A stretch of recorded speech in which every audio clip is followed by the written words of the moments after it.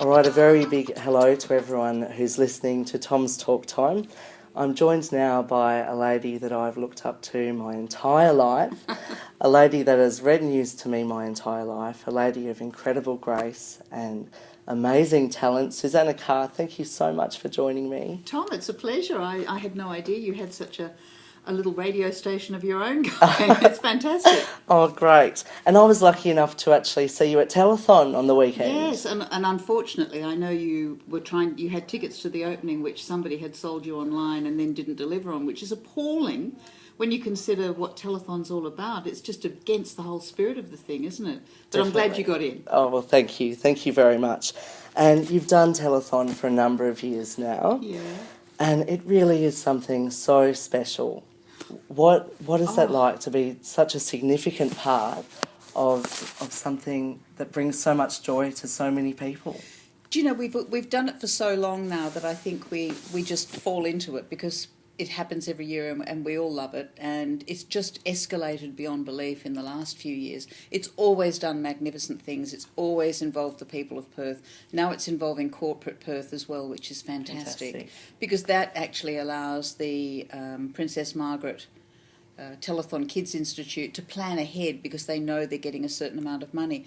But as the corporations are giving money, so are the people of Perth giving more and more, which is just great. And you know, one of the great things is no matter how much money is pledged, it all gets delivered, and in fact, fantastic. Usually more. Wow, that is pretty remarkable. It is, isn't it? Because people say, oh, well, you know, a lot of people might on the spur of the moment ring up and offer some money, but maybe they don't follow through. They do. Wow, fantastic. And I was having a bit of a chat to you earlier.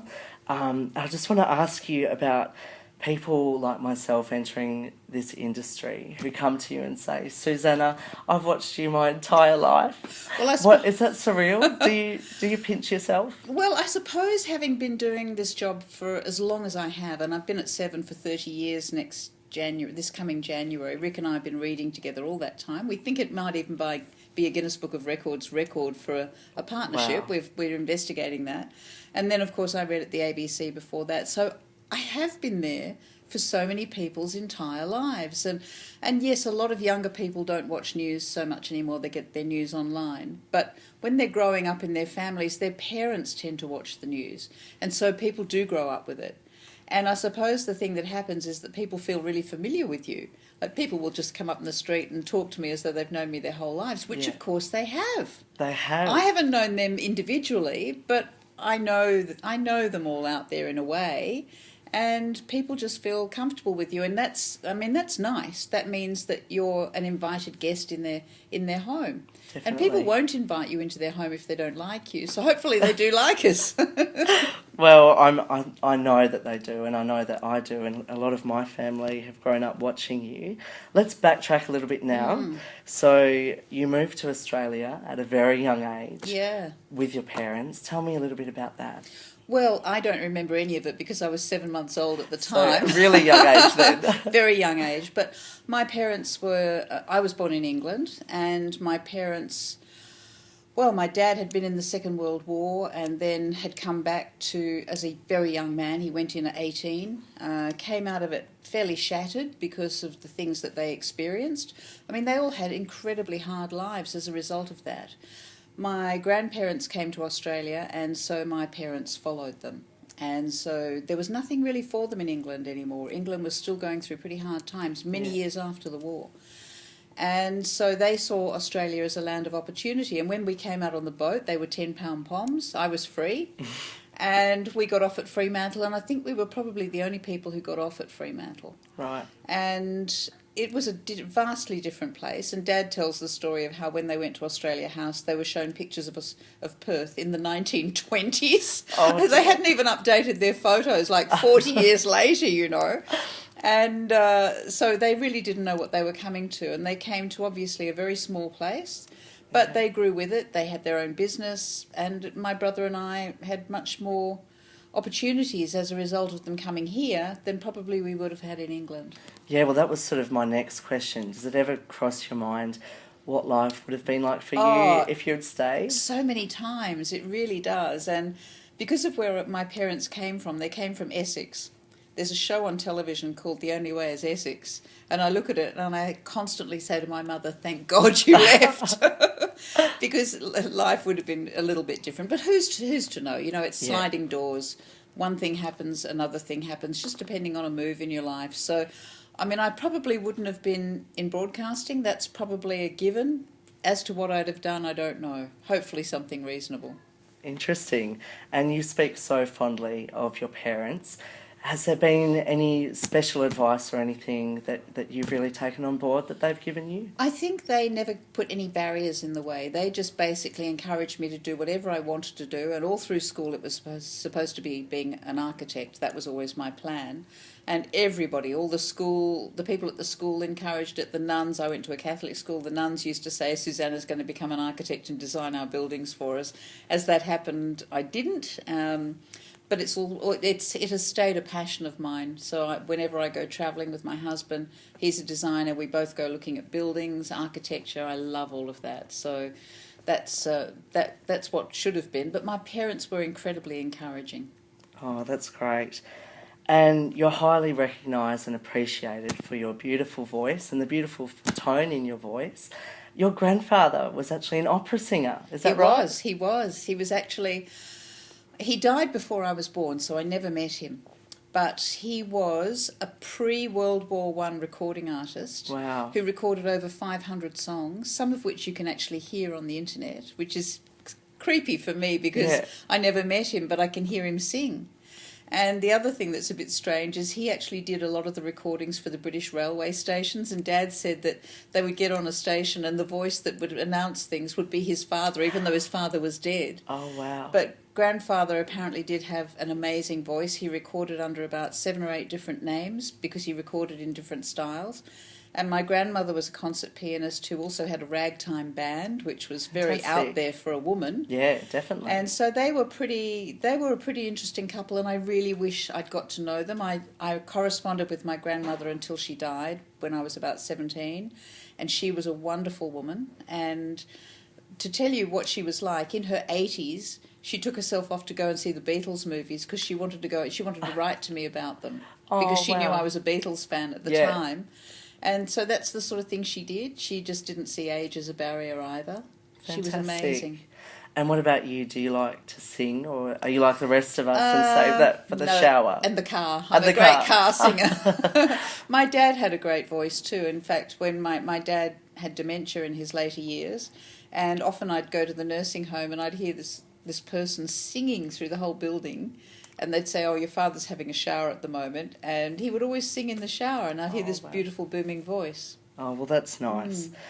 Let's have a quick chat about your husband, Chris. Yes. First of all, is he a news junkie as well? No. No. No, he's more into... he's a designer. So he's very artistic, designs beautiful furniture, makes incredible things. But he's also on a different path entirely, which is about studying chaos and mathematics and much more ethereal things than I do. Right, so it makes for some very interesting dinner conversations, Oh, yeah. I'm sure. I mean, he's very interested in what happens in the world as well. Yeah. But not like I am. I mean, well, actually, he reads a lot of world news, a lot, but probably more in-depth stuff. I tend to skip around the place a lot. Right.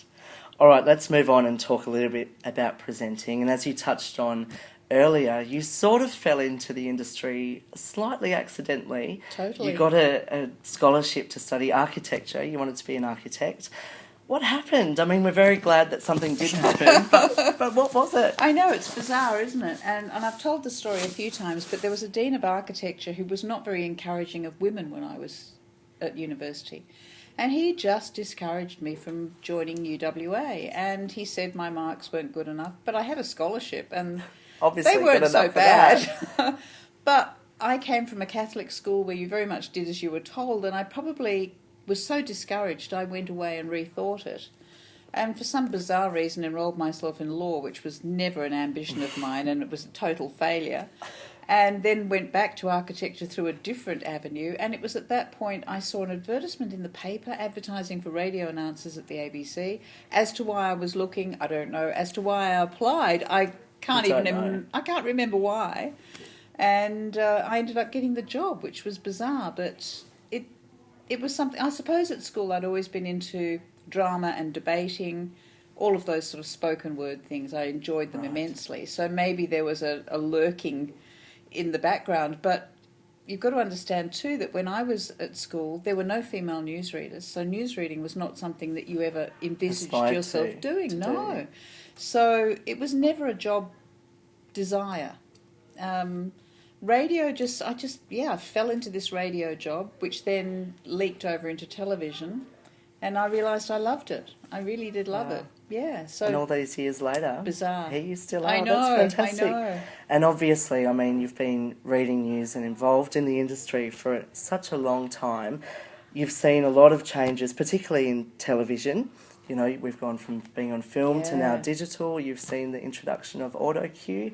And I mean, now the rise of a citizen journalist, and you're introducing stories that people have filmed on their smartphones. Yeah. What has that been like, sort of being behind the desk and seeing that happen around you? It's been really interesting, and I suppose the way that you just summarise it is news has gone from being yesterday's news to the news right of the moment.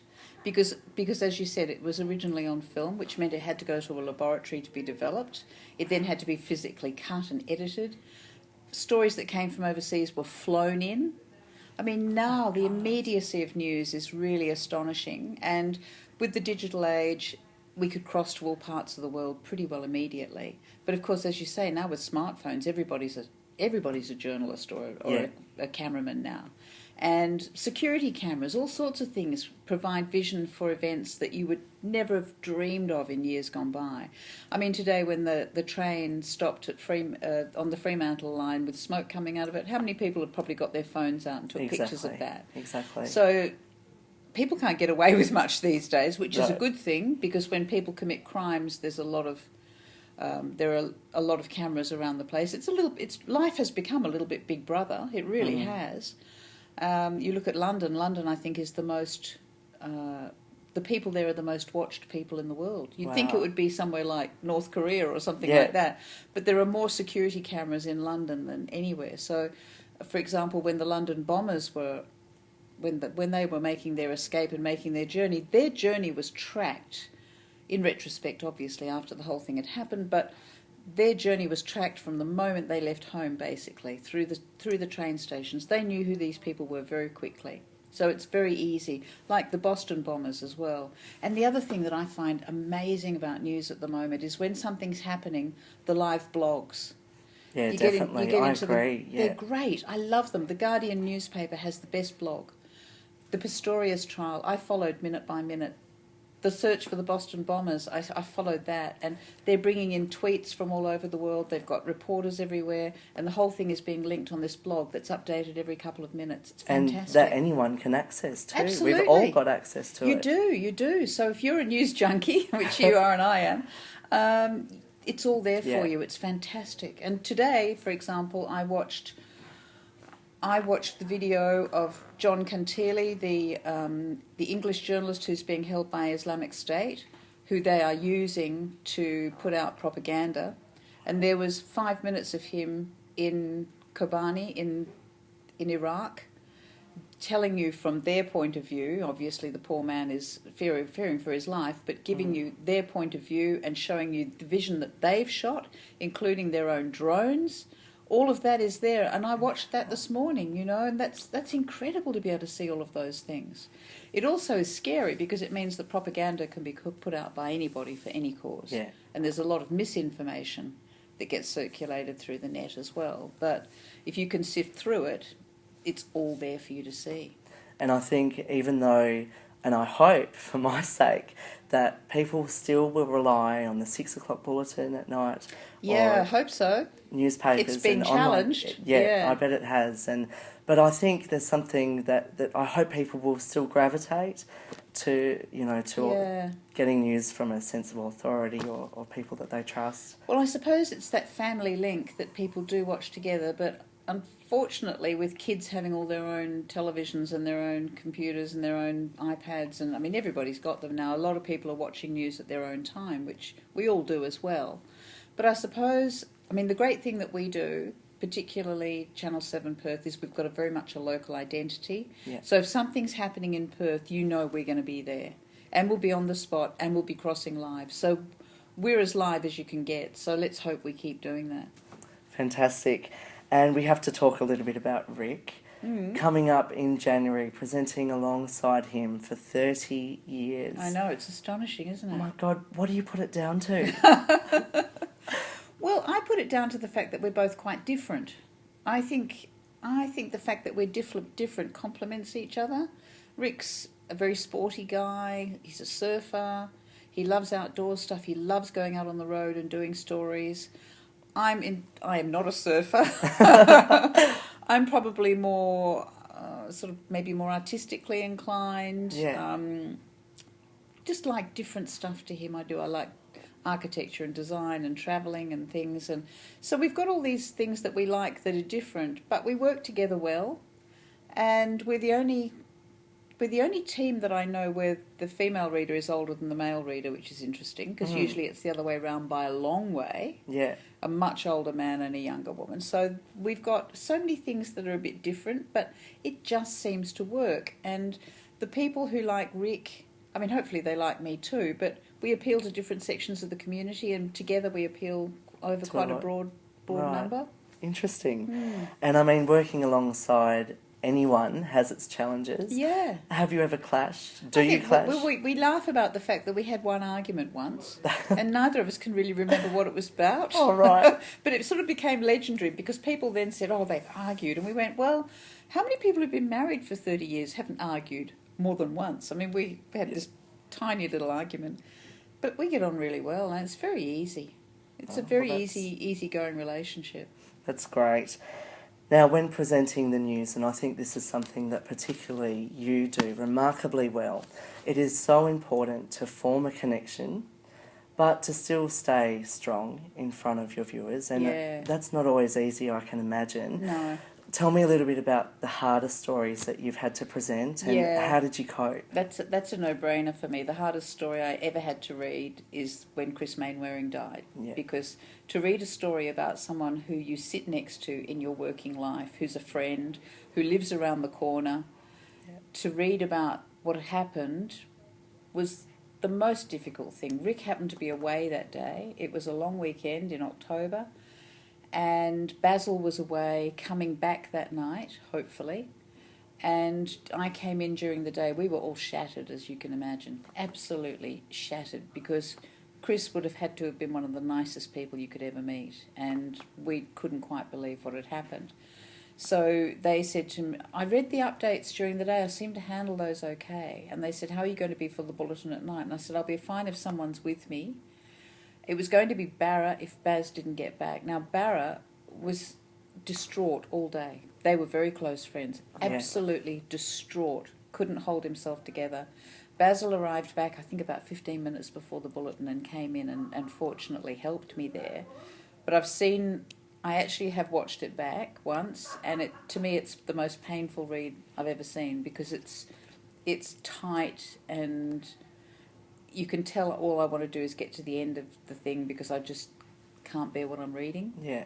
So that's probably the most personal. I mean, there are loads of other stories that are really destroying. Personally, when it comes to things like children and situations and animals and unfairness and things that have happened to people, and you have to read them over and over and over again to try and bring some sort of sense of calm into it. But the thing is also to remember, if some emotion shows, and nobody expects you to be a stone, if your eyes mist over or whatever, people at home are feeling the same. They are. I've managed to acclimatise myself to the story as much as I can, but if there's still emotion there, without breaking into tears and falling on the desk, all I'm doing is empathising with what people at home are feeling, so don't be frightened of that. But it's a matter of a certain amount of control as well. Well, I think you do a fabulous job at it. Thank you. Now, it's not easy sometimes. I bet. One of the reasons that I sort of want to pursue a career in this industry, and you might be the same, is that every day is certainly very different. Yeah, there's no out tray and there's no in tray.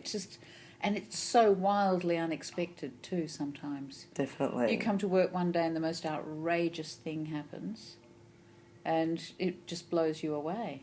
It really does. But if somebody said to you, what is a day in the life of Susannah Carr like, how would you answer?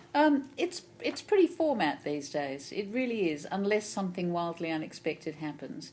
We're prepared. I suppose the thing about this job is you have to be prepared for everything, and so we always are. And we know that if something's happening, we come in earlier, we do more bulletins, we stay later, we do live bulletins in the evening. So day to day, it's basically studio-based. If something a bit more is required, one of us will go on the road and work on the road, the other one will stay in the studio. We used to go away a little bit more. That's not quite available to us as much as it used to be with budget cuts and things like that. But we have a fantastic team of journos behind us, and a lot of them go away and do things like Bali. Anything happens in Bali, they can shoot up there really quickly. Blake Johnson's away doing a story at the moment in Africa, which he's managed to find, which is a great story. So there are little opportunities. Jeff Parry goes away quite a bit. There are quite a few of them who, they're so good too. This is the great thing. I was saying to some of the students at WAPA the other day, you guys come out of your courses so well prepared. And so grounded across so all practical platforms. Too, yeah. It's not just you can write, you can put pieces together, you can edit them, you can do your own camera work, you can do all sorts of things. When I came through, you sort of did a BA and maybe adapted a bit of it, and then you learned everything on the job. Yeah. That's not the case here now. You come in here now and you hit the ground running because you can do all of those things. Definitely. And it's great. And so you would have learnt from the other radio announcers and broadcasters around you. I did. I always say I learnt by osmosis. Oh. I just absorbed what was being... And I was lucky. When I was at the ABC, there were some really good announcers there, older ones and younger ones, but a really talented bunch. And they were really generous to me, and they really just took me under their wing. And I'd say for the first 18 months, it was not easy. And in fact, between 12 and 18 months, I really questioned as to whether I should be there or not. And then it just seemed to gel. It just seemed to fall into place. And I think also bringing television into it made a big difference, because I seem to work very well with television. Right. And, I miss radio, because radio is great. You're much more yourself in radio. News is very structured, and there's only so much scope for your own personality, but radio, it's all about your personality, yeah. And coming up to 30 years, yeah, you're still happy with the job? Do you Yeah, plan absolutely. on staying for as long as you can? Well, we're all happy at the moment, and we're happy with our team, and we all can love see you. no room. Thank you. Obviously you love it. Public love you. Seven obviously loves you. Well, Seven seem pretty happy. We've been doing well in the ratings. Things are changing all the time now, but we're keeping our product fresh, so hopefully it's a win-win situation. Fantastic. Now, I've had some fans of you send in some questions for me to ask. So I've picked 3. Yep. Firstly, Joanna would like to know, why do you think, or what is it about you that has allowed you to keep your job? We know that this industry is a cutthroat industry, particularly for older women who maybe get pushed aside or let go earlier. What do you think it's been? Because the ratings are good. Well, let's hope they stay good. I'm a test case, aren't I? Because nobody else has kept going. They've all taken breaks or they've gone away. So I'm the test case to see.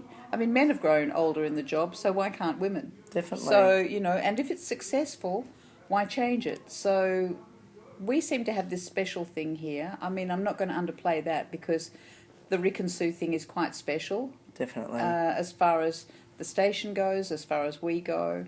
And I think people feel very comfortable with us. You look at all the other stations around us, they've chopped and changed so many people. We have this continuity, and with continuity comes credibility, because people know, oh, they're there, I'll go to them when this is happening, because I want to find out and I trust them. Fantastic. Olivia would like to know, if you were not a news presenter and if you could have any other job in the world, what would you be doing right now? I'd be an architect. So you would have pursued I would have architecture? pursued that, yes. I think I would have. It was a passion. Whether I'd have been good at it, I don't know. I always think that maybe I don't have an original enough brain. I might have been a very, very pedestrian architect, I don't know. Yeah. But that was always the plan, and it's never left me, and the love of it has never left me. Wow. Or a novelist. And lastly, Mel would like to know, what has been your most memorable moment in your news career? I would never have thought to have said this before I left to do this job, but when Princess Diana died and I went to London to cover that, that turned out to be so different to what I'd imagined. And I saw a London that I'd never seen before. I'd been there many times, and as you know, I'm English, so by birth, so I've got this affinity to the place anyway. But I saw a London that was changed dramatically. I saw an outpouring of emotion from English people, which is really not what people are used to either. Yeah. And the story was just fascinating with regard to the way that England handled it. And so that was an amazing story. The other one was when we went to South Africa when they'd had the first race elections when Nelson Mandela was elected president.